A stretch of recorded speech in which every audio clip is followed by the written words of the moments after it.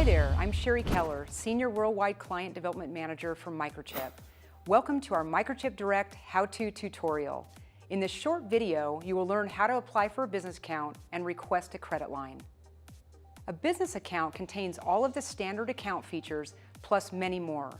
Some of our business account features include receiving a credit line, requesting special pricing for high volume orders, scheduling deliveries up to 1 year in advance, and adding participants to your business account.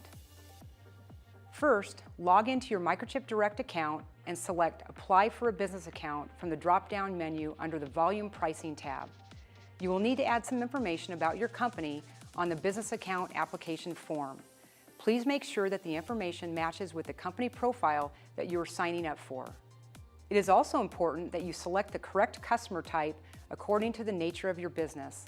This will help us review your account and determine the eligibility of your requested quotes in a timely manner. It is optional to add your tax information on our form and upload the tax certificate.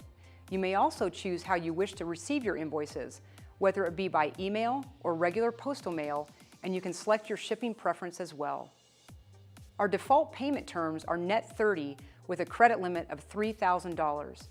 If you wish to apply for extended credit terms, select Yes.